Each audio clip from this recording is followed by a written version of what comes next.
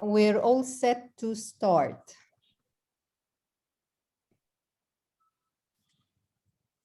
Eric, the floor is yours.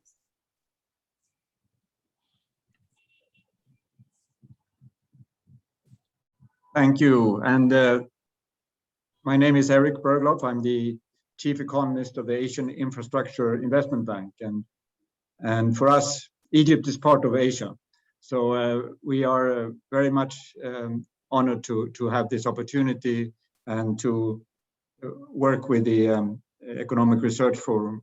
I've been fortunate to participate in a number of annual conferences, and I have very strong memories from those. And I'm a firm believer in the ERF and all that it stands for. Have benefited a lot over the years from the high quality work done by the ERF and its affiliated researchers.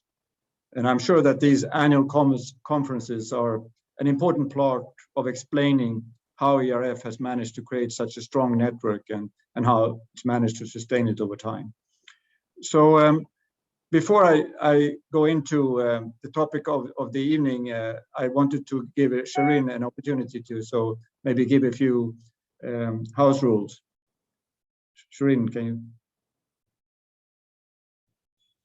Absolutely, lovely to have you, Eric, with us and to have Her Excellency with us.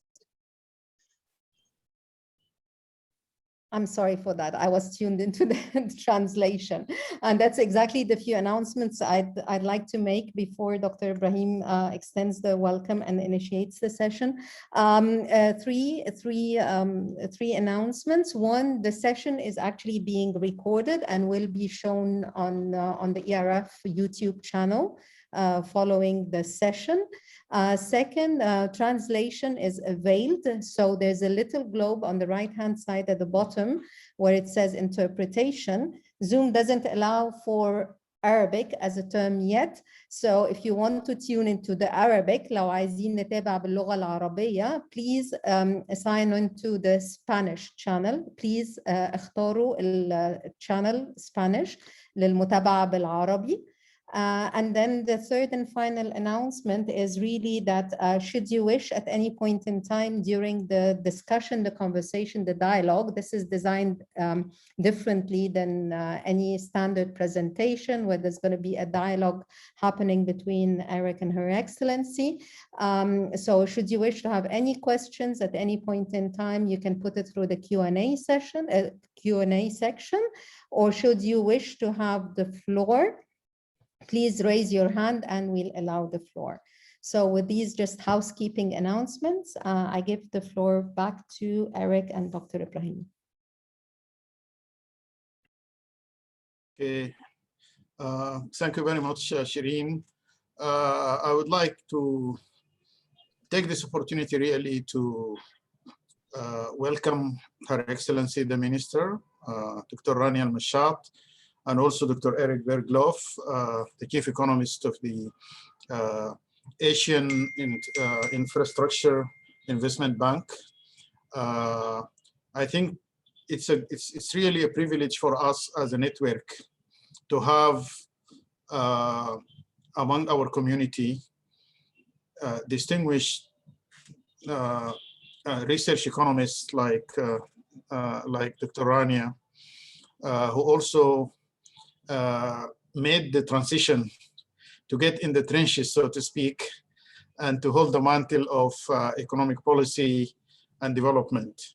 And I think in large measure, when we obviously get an opportunity to hear her conversation with Eric, is that the success that Egypt has been able to achieve in the context of development partnership and development cooperation, I think in large measure, it supports the view that research economists and economists in general can actually make a huge contribution to the process of policy making from the perspective of knowledge, humility, that actually a genuine researcher will have to exercise, and also the ability to respond to changing environment environment and to learn from the various shocks and setbacks and successes that are associated with policy making.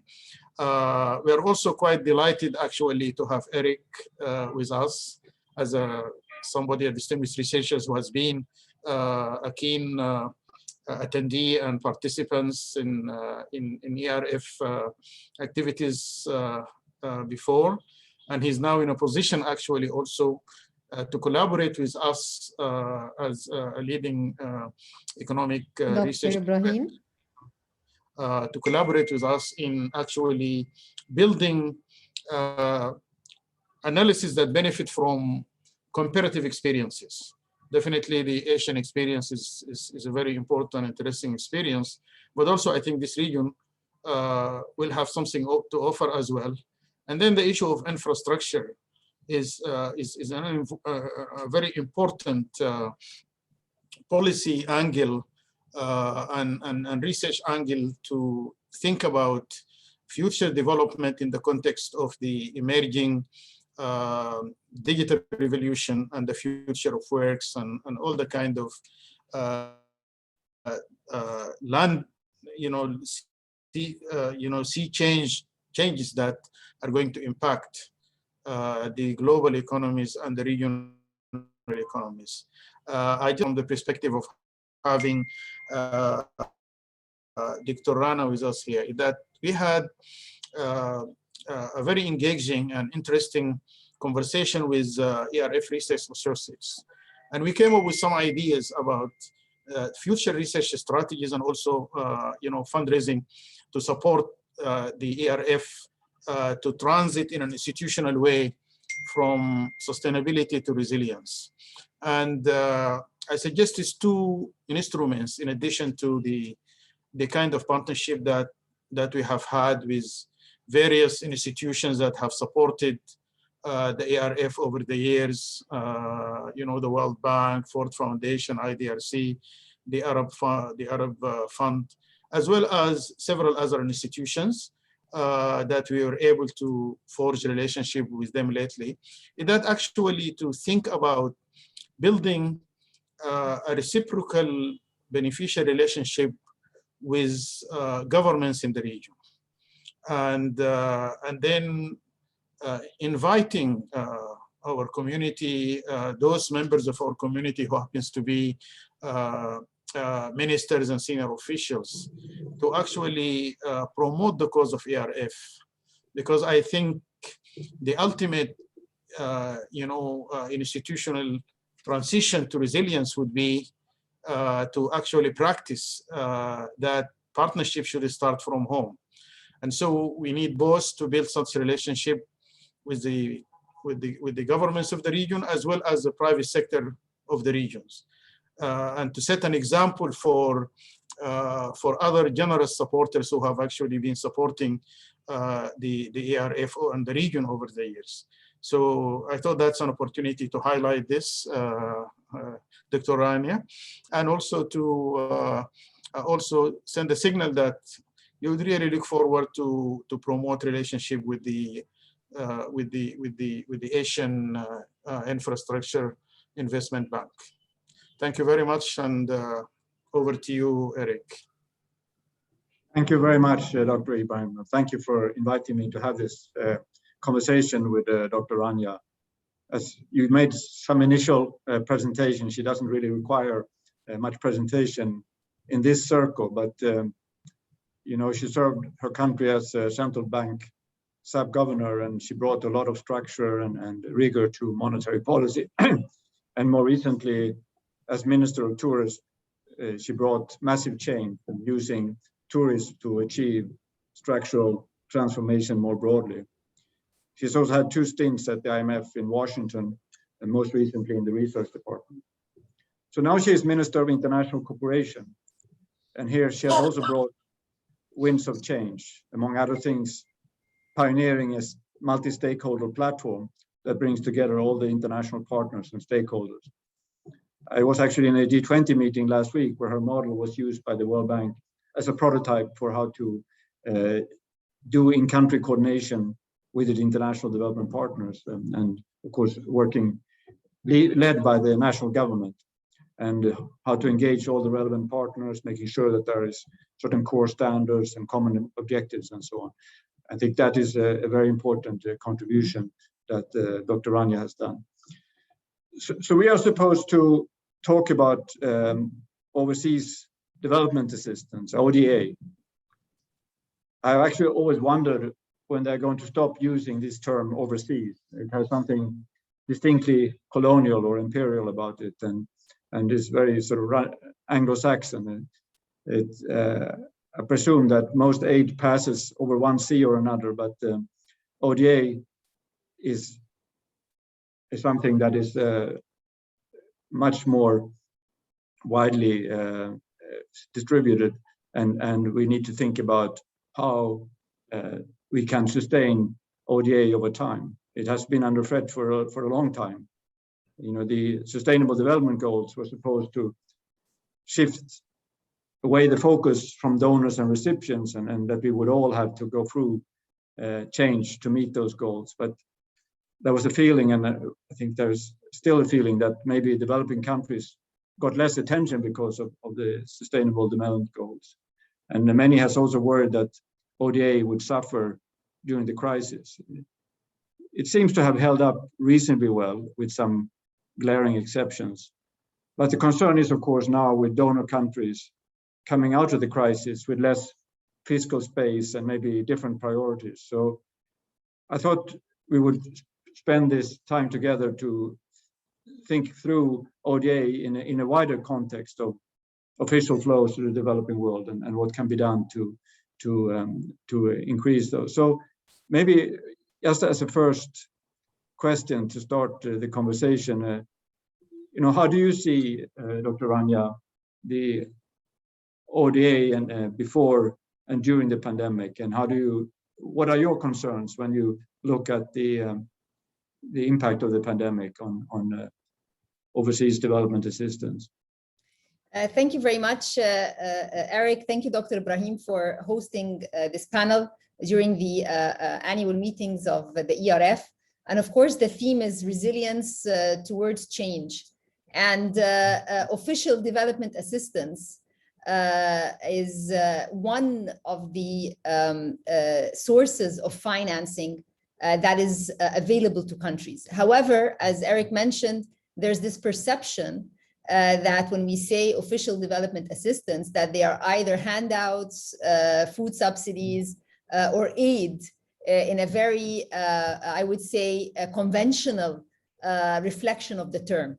However, official development assistance is international development financing, in the sense that today, when we take a look at the landscape of those who provide partnerships with countries for such financing, include AIIB, include EBRD, include the World Bank, African Development Bank, and many other multilateral institutions, which basically help countries implement their projects, which are designed in line with national priorities. So official development assistance are not just grants, they're actually concessional loans that are tackling different sectors in the economy, all sectors in the economy. If we talk about transportation, if we talk about renewable energy, if we talk about education, social solidarity programs, gender programs. So it really depends on how countries present their case. And Eric is absolutely correct that the SDGs have provided a common denominator, not just for countries, but also for those who provide the financing. A common denominator to be able to benchmark, to be able to tag each and every dollar with impact, each and every dollar with a goal that helps fulfill national objectives, but also adds to the global good, if you will. So you know, one idea has been that maybe now we're hopefully coming out of this crisis. Actually, when you look at what's happening in the rest of Africa, it's is not so encouraging. But there's been this discussion now that really to help the recovery and the eventual rebuilding or building back better, we would try to front load overseas development assistance. The interest rates are very low now, and there are massive needs, of course, the scarring from the pandemic and so on. How do you see that? Do you think that's something that we should pursue? Of course, Eric, when we take a look at the impact of the pandemic on the different economies in the developing world, it has had downside risks on growth rate, on employment, on the value chains and the supply chains that existed in countries. And therefore, in order to build back better, in order to try and push a recovery, front loading would be extremely sensible and important because it will help countries tackle the very narrowing fiscal space because of the retrenchment in revenues, given the halt in several activities, be it tourism, aviation, the services sector primarily. So absolutely, I mean, this is, I believe, a very important and timely recommendation and call that the different emerging or developing markets need to, I would say, mobilize efforts to push for more front-loaded assistance. And here, official development assistance is not just the grant, but actually the concessional loans that would be provided. But also every country has to show that as it's calling for that front-loaded financing, that it has particular, very well-defined projects that are going to tackle certain SDGs, and it has the capacity to implement. So I think it's a reciprocated responsibility of the multilateral institutions providing or willing to provide that, but also the countries being ready with very articulated projects on what to do going forward. So when you look at the new strategy, you emphasized very rightly that it's not just about donations, it's about grants, it's about loans, it's about concessional lending, but it's also about more regular MDB lending. So all those things come together, and there are many different players. There are the MDBs, there are the national development finance institutions, and so on. How do you, from the point of view, a recipient, but also someone who observes more widely, what's happening in this space, how do you think it's working, this coordination between these different players? Well, first, before I answer that question, Eric, let me just, for the audience, provide, shed light on something very important. When we, as countries, approach international institutions for this type of financing, it means that we are committed to principles of transparency, governance, and international principles of or environmental standards, because all of these institutions have boards which care very much about how procurement processes are done, how information is being shared. So again, any country that is engaging with the international community for this type of financing, which is considered concessional, low compared to the international market, long-term and so forth, it also shows that the government is committed to international standards. So that is a very important message for everyone who's listening to us. Your question about how coordination should be done, how can we ensure that there's complementarity across the different institutions. And you mentioned in your opening remarks, in our case, we created, being inspired by the G20 most eminent group persons, and you were one of them in 2018, where you called for country-led platforms that engage not just the international community with the country, but also it creates an opportunity for different types of financing to come in, being it from the private sector, being it from sovereign wealth funds, so that you have a mechanism by which the country leads its framework, presents it in a comprehensive way, creates the complementarity across the different agencies to basically avoid a waste of valuable resources or redundancies that could happen, and also share knowledge and so forth. So this is one very important mechanism that we adopted in 2020. Of course, we were all forced to be on screens as we are now, and we wanted to mobilize the international community with us in trying to mitigate the impact of COVID. So the best way was to create this digital platform. So we created the multi-stakeholder platforms, and it was very, very, very effective. In 2020, we started with health. It went after that to transportation, to agriculture. This year, 2021, we scaled it up to private sector engagement. And the idea is you have all stakeholders sitting together, hearing the vision, the plans going forward, and the financing needs. So it is a very effective mechanism that saves time and also creates a level of dialogue and understanding and transparency across all those who are involved on the table, those who are designing the projects, those who need the financing, those who are willing to give the financing. Can you maybe give some examples from the pandemic now of specific progress? For example, I understand that Egypt has been quite successful in rolling out vaccines. I think Egypt has vaccinated as many people as the rest of Africa almost. I think it's something like that. So has this platform been helpful in achieving that, or are other results that you can point to? Yeah, so at the very at the beginning of the pandemic, and this was in February and March and April of 2020, the Ministry of Health at the time, there was no vaccine, but there was need for certain equipment in hospitals and for the ministry. And there we collated, we had a multi-stakeholder platform, and we had our partners from Asia. I remember China, Japan, Korea, also USAID from the United States.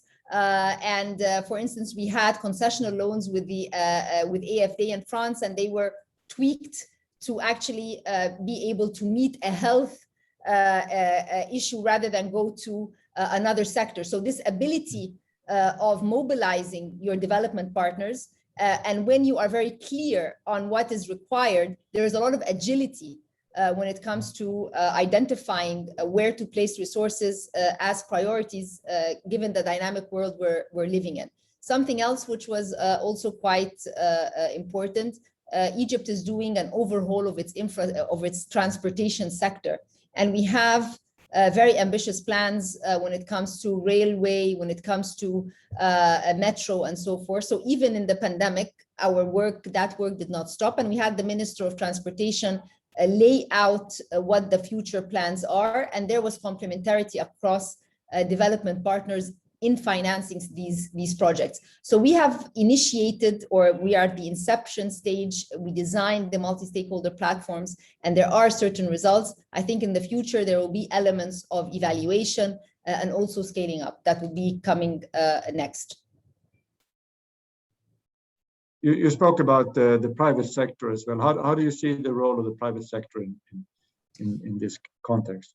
So if I talk about the global context today, what the private sector is very keen on thinking about are the ESG. So environment, sustainability, governance. These are terms that have become very mainstream when private sector is thinking about investing in a country.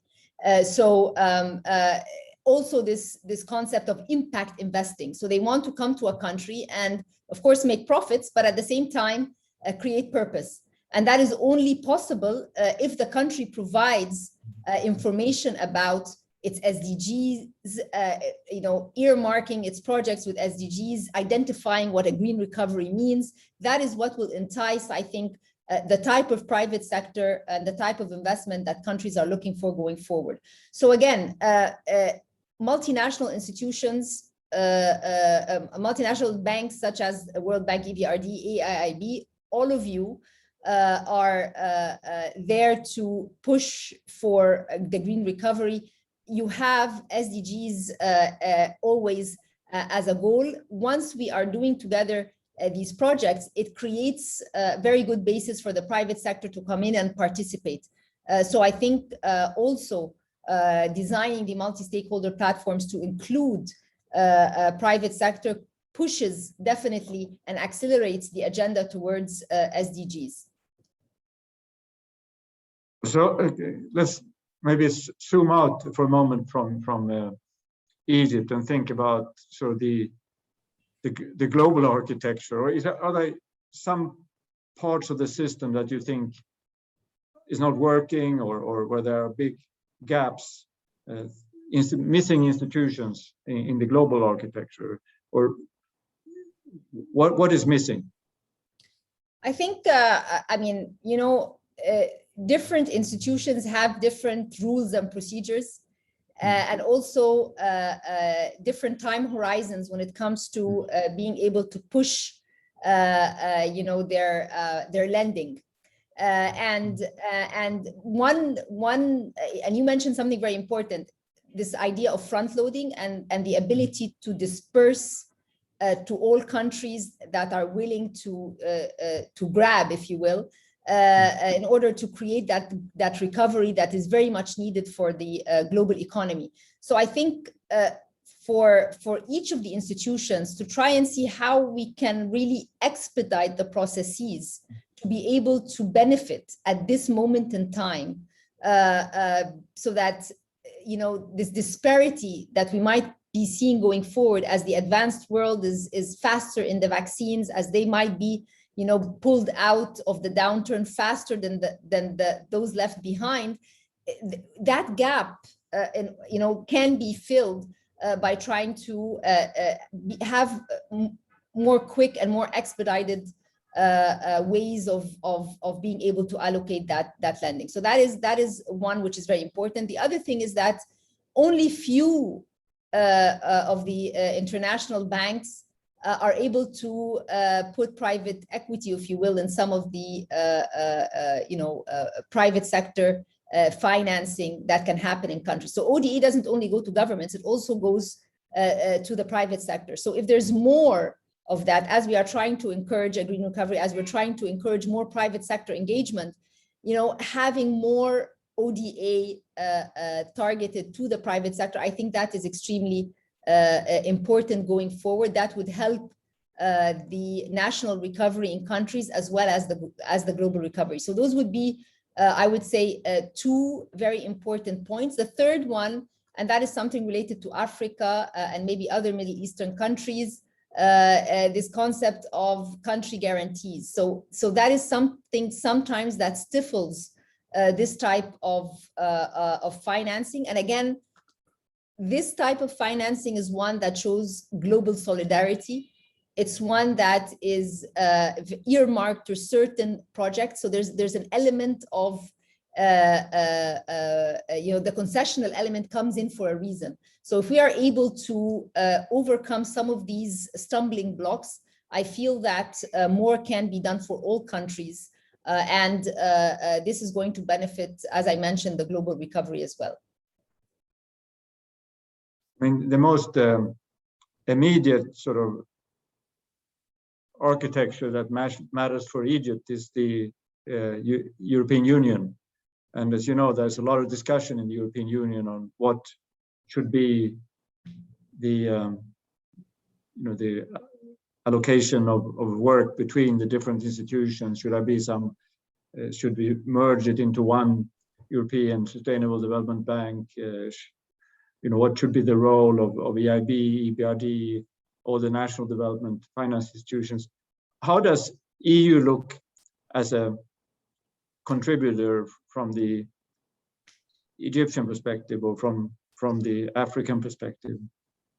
So, you know, I wouldn't limit it to the Egypt-EU story, but more generally, you know, there has been a decision to create Team Europe, so that when you're talking about the European institutions, they can all pool in, if you will, in order to push for financing. I think again, there will be an internal design or redesign that needs to take place to ensure that practically that's possible.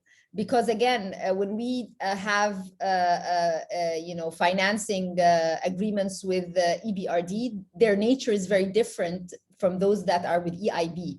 So this is the nature of the institution. So when we say Team Europe, if you will, it's very useful and sounds like there will be a more pool of funds at the outset, but it does require practically a lot of work on the processes. That was one of the points I made earlier. So in economics we always say learning by doing. So as we move forward in the process, we're going to see that. But I think one very important difference that we are seeing now with the EU has typically and historically been very much on the grant side. So they like to go in if we have UN projects, and this is again globally, not just in the case of Egypt, in order to provide a grant element in the different for the different projects. Of course, grants in general, depending on the size and the level of development in a country,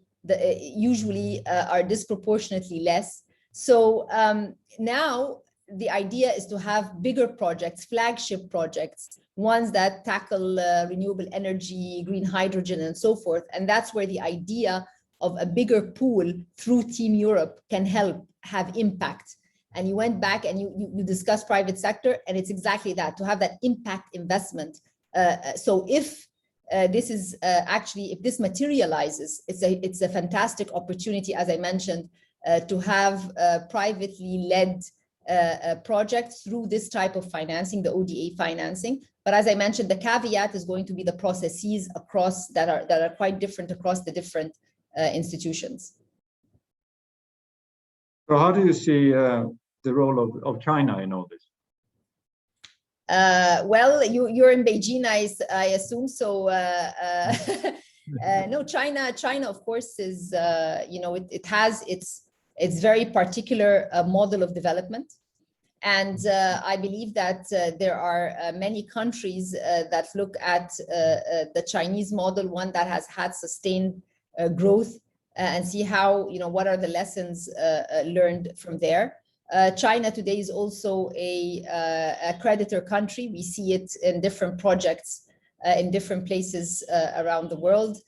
So it's definitely one of the of course global growth setters, global trend setters, if you will. Having the Asian infrastructure bank, of course you're here, I cannot speak when you're around, Eric, but I believe this was a very important message that this is a very important additional bank with tools that is able to again fill maybe faster a void that might have been available before. So again, I know that AIIB today is looking for more infrastructure projects with us and in other countries, and I think that is something which is very favorable. And again, it was a fantastic initiative from China.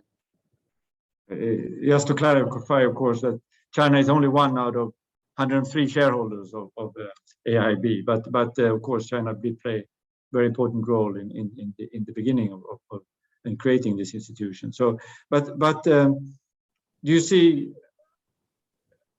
these, so the Europe, China, do you see, are they competing? Are they under your multi-stakeholder platform? Is there room for everybody, or is there? What I can say is that there's so much that needs to be done.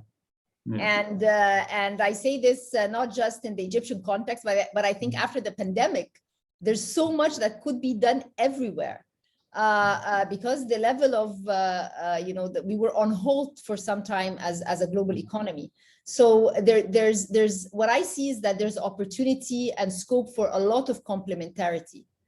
But as Dr. Ibrahim mentioned, knowledge and humility. I think those were the two terms you used in your opening remarks. So I think the knowledge sharing and expertise that the different institutions have, with a little bit of humility, this much, we can definitely push a development agenda which is extremely ambitious, not just on the national level, because at the end of the day, the global economy and the global development is really the addition of the pieces. So if we are able to do the pieces in a constructive, effective, and efficient and impactful way, that way we are affecting the globe. So I believe that, no, I do not see it as competition. I see that there's a lot of complementarity, and that's the essence of what you called for as country platforms, and what we have implemented as multi-stakeholder platforms is through the level of transparency that a country provides and the level of transparency that the development partners among themselves provide. We can do a lot together. So I'm optimistic, and I always say that we don't have to compete to get better results. We can complement and actually get good results for everyone. So I'm going to open it up for the audience now also, but so if you have questions, please feel free to send them in the chat, or just raise your hand.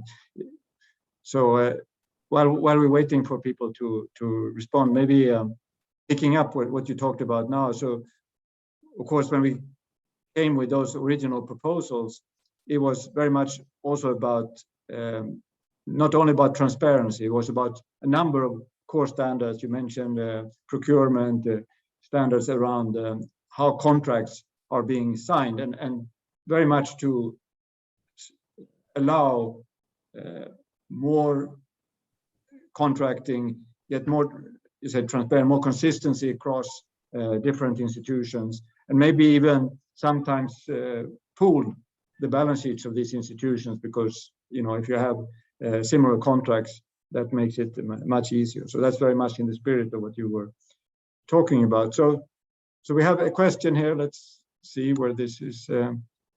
So no one less than Heba Handusa. Please, Heba, the floor is yours.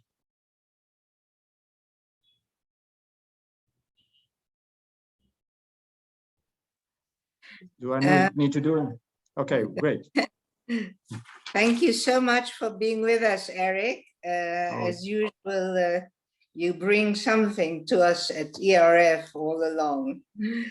My question is really my concern for the recovery path. Of course, I'm always an optimist, so assuming that the recovery has begun or is about to begin in the developed world, the rich countries, how much of what is hoped for is called the green recovery can spill over into the developing world as borrowers, etc. Is there any effort on each side, whether it's the developing world under some umbrella, to ask the rich countries and the banking institutions, etc., to provide aid or concessionary finance, so that rather than just recovering in terms of getting jobs, etc., we do more on climate change, etc. I think it's a big concern, and I'm not sure how much of that concern is with the rich countries. So it's to both you, Eric, and to Rania to tell us what you think. So Heba, I'll give the floor to Dr. Rania in a moment, but just say that this is very much on top of our mind. We are very concerned that this recovery will reinforce the divergence that we have seen during the crisis. And we've seen the rates of vaccinations so different between developing and advanced economies, and also emerging markets are lagging very much. So and of course there's a risk that a lot of this focus on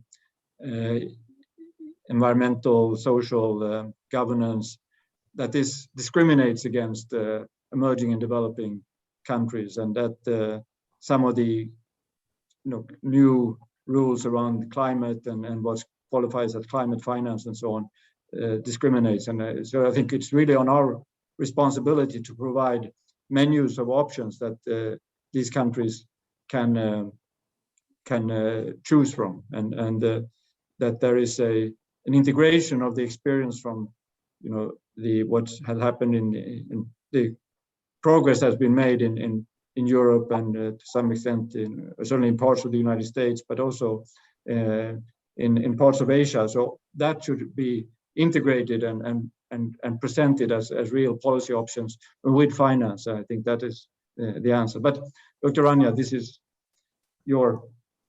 Yeah, well, first, I cannot be on a call with Dr. Hiba without mentioning that I was one of the first summer interns at ERF in 1994.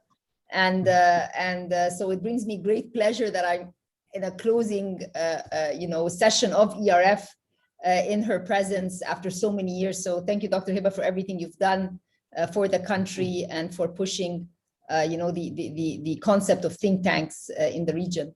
When we take a look at the at climate change, it's becoming not a luxury that countries might think about. It's really becoming a prerequisite in many ways. Today, if we take a look at the EBRD, there's a decision taken by the board that future lending cannot go to certain projects that do not take that might be polluting or environmentally not friendly.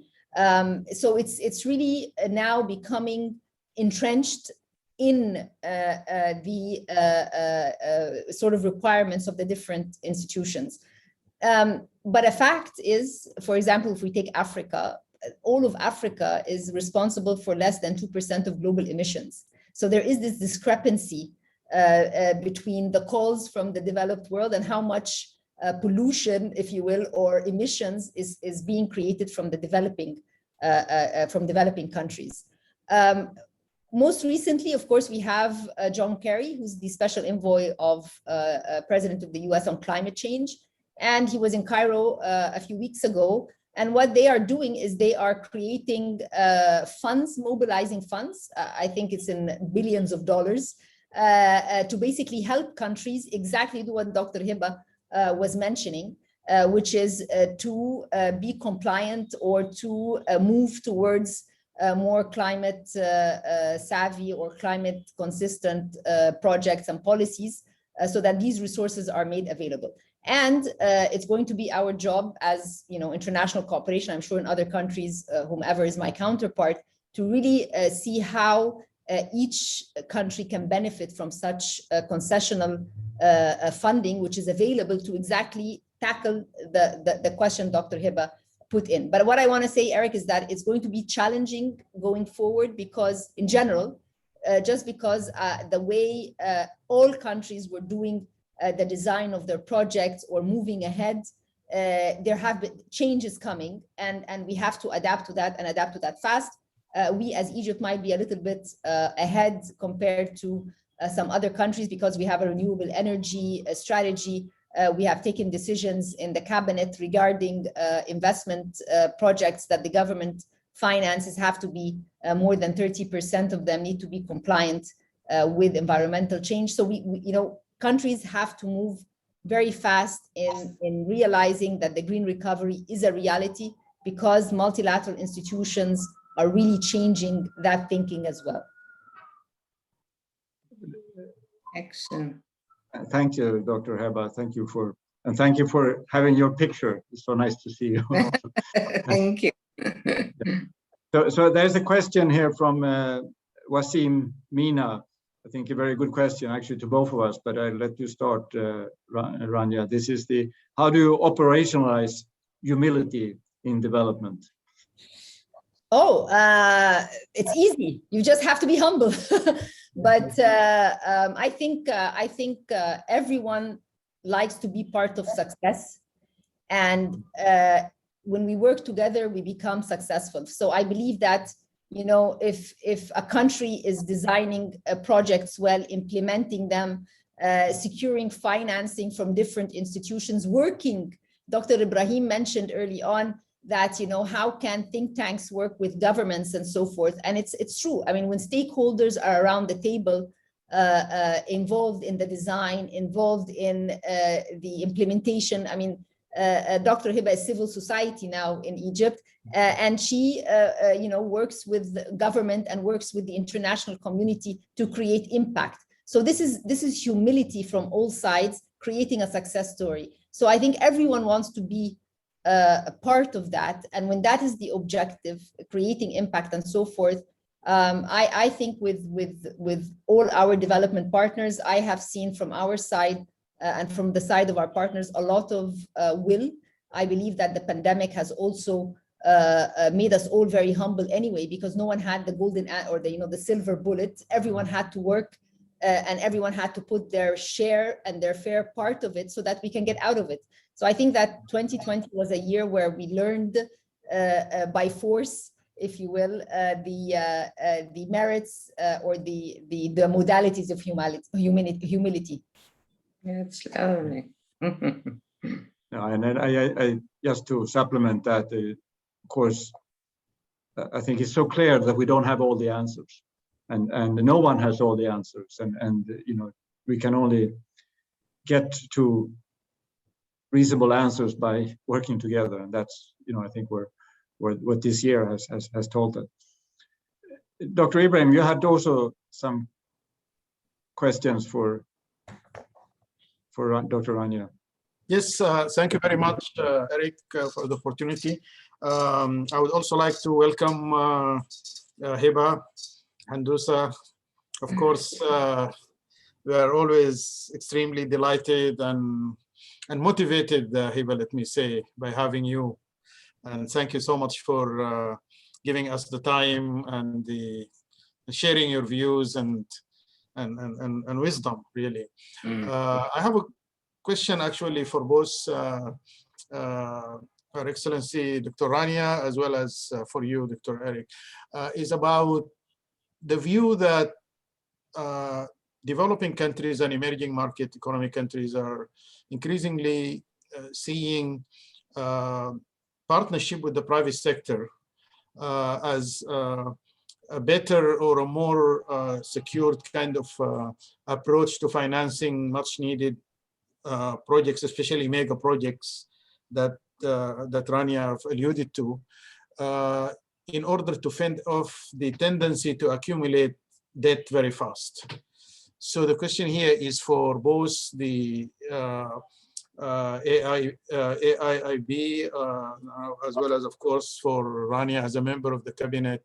This is an instrument that, in terms of the international partnership or development partnership, is given priority. For example, mega projects, say in Egypt or any other countries in the sphere of operations of the Asian Bank. Are you engaged or planning to engage in actually kind of catalyzing or supporting the kind of build, operate, and transfer BOT type investment? Is that something that's going to see more of it in the future? And then, if I may, I have a question for Rania about the climate change, especially in terms of the sea level rise. And as we know, in Egypt and Tunisia and most of the coastal economies, Mediterranean coastal economies, the economic gravity is pulling towards the coast. And so actually making a huge paradigm shift in terms of investment priorities does require considerable effort and also a major decision by governments of the region. Perhaps maybe if you could share with us any ideas and planning in the horizon for Egypt to actually try to adjust that, if incrementally, towards Upper Egypt. Thank you. So Eric, should I go ahead or? Yes, please go ahead. Yeah. So on private sector engagement, absolutely. And let me just give one example from the past and one example that is happening now. In 2015, when Egypt was just thinking about renewable energy, there had to be a structural reform to take place, and that is changing the feed-in tariff to allow private sector to be able to come into the market. When the government took that decision, financing was availed for public-private partnerships and for the private sector, and came out Bin Ban, which is the flagship project for the IFC, and EBRD was in there, and many others. So definitely there is that will, and that is that commitment and that is something that is practically on the ground and operational. Most recently, sectors such as transportation, which is completely over history regulated and run by government. Today, we have dry ports. Their operations are offered to the private sector. Consortiums are being put together. Same thing now contemplated for the railway. So there is that that shift that is happening. We can argue it took time, etc., but at least it is operationalized. Today we have IFIs coming in to help with the financing of private sector in dry ports in 6th of October and Ashir min Ramadan or 10th of Ramadan city. So those are important examples. When it comes to I would say a piece of an information which may not be we're quantifying it now, but in many of the mega projects that do exist, it was the private sector outsourced to implement them. So it was more a project management, but then you see many of the projects. If you go to, for instance, the biggest wastewater management project, Bahr al-Baqar, which is in Sinai, it's huge. It's being implemented by Orascom. So there are several examples of private sector engagement, and we want to push that even more going forward. And one of the very impressive parts of Egypt's development story with the international community is that many projects are implemented by the private sector, and you see the level of their capacity grow. And now they are ready actually to do the same type of projects in other countries with IFIs, particularly in Africa. And that is something that we are trying to shed light on. African Development Bank does a lot of projects and to see that whether it's wastewater management, whether it's transportation, and others that are being implemented by the private sector, that can also be done in other countries by our companies. When it comes to climate change and water, absolutely. I mean, I did not know these terms before becoming Minister of International Cooperation a year and a half ago, but the concepts of mitigation and adaptation and having this integrated, if you will, in many of the projects, making sure that you don't waste the scarce water and today when we are thinking about any of the development projects, we have to take many of this into account and give it a priority compared to other projects. Yes, since you asked me also, Dr. Ibrahim, I would say there are two things that, in addition to what Dr. Rania said. One is that we talk a lot about the need to lend money to developing countries, but actually, if we can have equity, that is, a very good supplement. And we know that foreign direct investment have not, held up as much as we would have liked to. So that is one aspect.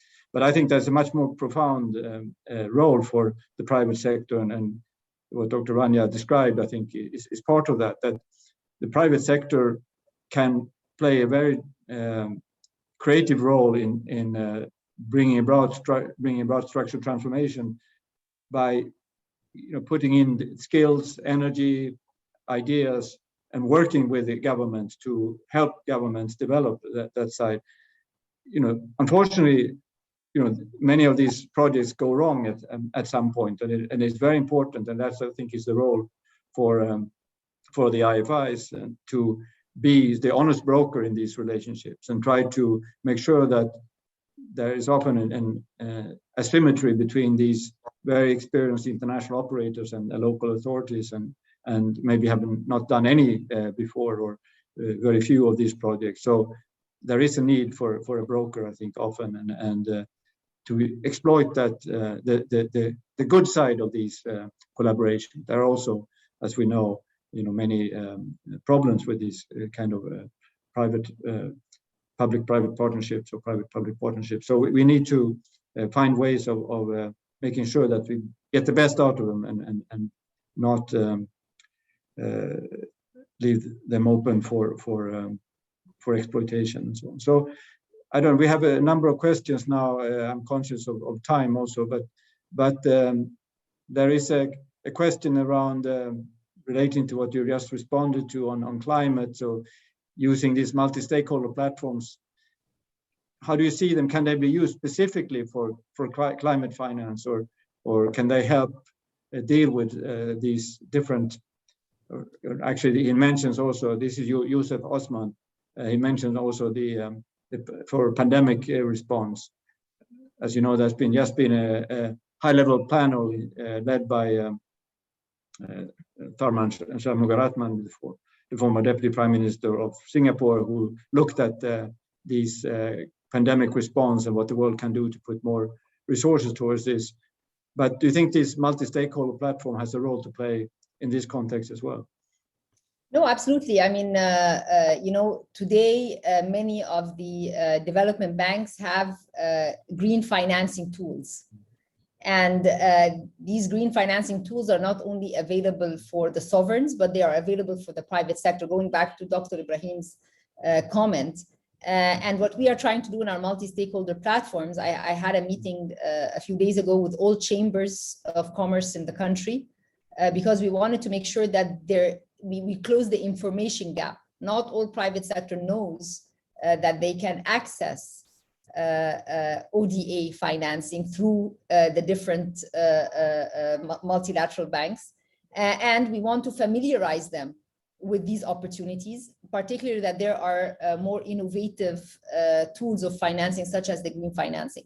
So this is one key aspect, and it's developing. It's developing because, again, the world, the pandemic has really reprioritized, the issue of climate. At the beginning, a few years ago, it would be there as maybe a sub bullet in one of the communique, or a sub bullet in for a workshop. Today, it's on a main panel. It is very vivid, and as I mentioned, no one will escape it. So all of us have to be prepared. And when we say all, it's not just the government, it's also the private sector that might need technical assistance to understand how to, internalize it in their practices and so forth. So that's in terms of the, yes, multi-stakeholder platforms play a very, very important role in clarifying what, to all stakeholders, what the climate tools or the financing tools, the green tools that are provided by the international community to sovereigns and to the private sector as well.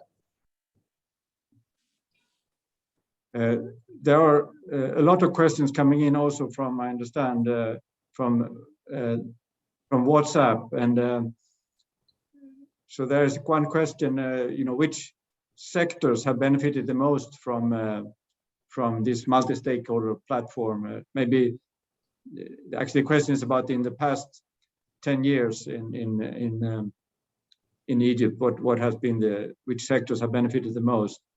And yeah, there's a lot of praise for you, what you have done. So, but there are a couple of questions. Maybe this could be a good way to round off the conversation. But there's a lot of questions also around how can countries in the emerging world and in the Arab world work together to maybe strengthen their bargaining power on these multi-stakeholder platforms, or making sure that the standards are serving them, and maybe not just international companies or the international players. How do you see that? There's a question from what was his name, from Mohammed Samam from Yemen specifically, also asking, you know, what can Egypt and maybe other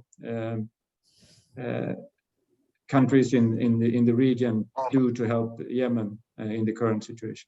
Well, I want to tell Mohammed that I was just in a meeting with some Saudi colleagues, and we were putting together a way to see how we can maybe extend invitations to Yemenis for technical assistance in the different institutional capacity. So this just happened before this webinar. So Yemen is on our mind, and we are thinking on in ways to do that. Let me just say that multi-stakeholder platforms, we started in April 2020. Again, it's becoming more institutional in the way we do our work in the ministry and invite other ministries and so forth. So it's a very effective tool of international cooperation. When we take a look at the different projects that have benefited from official development assistance in Egypt, the number one sector is on the infrastructure. That is related to whether it's housing, whether it's, and here we're talking about social housing, water waste management, which is extremely important to save on the water and reuse it for agriculture and so forth. Also, transportation has benefited a lot. And just on this occasion, since we're closing, tomorrow I'll be launching a book, Stakeholder Engagement Through Economic Diplomacy.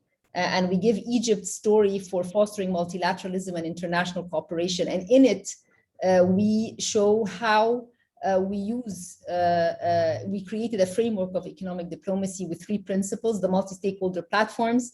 We also did an ODA SDG mapping. So for the whole official development assistance portfolio, we mapped it to the SDGs using different methodologies, and that we will reveal that tomorrow. And then finally, a global partnership narrative, creating a narrative with all our development partners, which is consistent. And that narrative is that everything we do, we have people at the core, projects in action, and purpose as the driver. So those are our PMP. It's not PPP, which is private-public partnership, but it's people, projects, purpose. So please join us tomorrow. It's online, 3 p.m. Cairo time. It's launched with London School of Economics. And we also have Minouche Shafi and Carmen Reinhardt, and Eric, of course, will be with us tomorrow sharing that launch.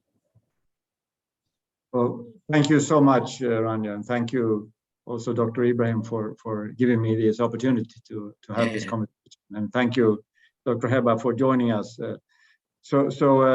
I think you ended up talking about towards the end about the need for, thinking across the region and thinking about. Can I just make one? I forgot something I wanted to say. The Ministry of International Cooperation here as well is responsible for the bilateral and trilateral agreements with the Arab world. So whether we are doing, which we call in Arabic, al-ligan al-mushtaraka, and there, for instance, whether it's with Jordan, we just saw, there was the summit yesterday with Jordan, Egypt, and Iraq, and there was preparation for that on joint projects in electricity and others. And because Egypt has a very robust story when it comes to development projects, the idea is to see how we can also help in doing joint work. So that is in response to the joint Arab work that can take place. So there are plenty of, I don't want to call them opportunities, there are things that are actually happening as we speak. It's not, we were in Libya at the beginning of Ramadan, also discussing what we can do there with them, helping them in the development process that they would be undertaking. And I think here you can also see the role for ERF, of course, to creating a community of thinking and bringing academic ideas, policy ideas into this conversation. So again, thank you very much. Thank you for everyone who's been watching and listening, and I look forward to more opportunities to participate in ERF's wonderful annual conferences. So thank you very much, and good night from Beijing. Thank you. Good night. Thank you, Dr. Hiba. Thank you, Dr. Ibrahim. Thank you. Thank you very much. Thank you, Sharif.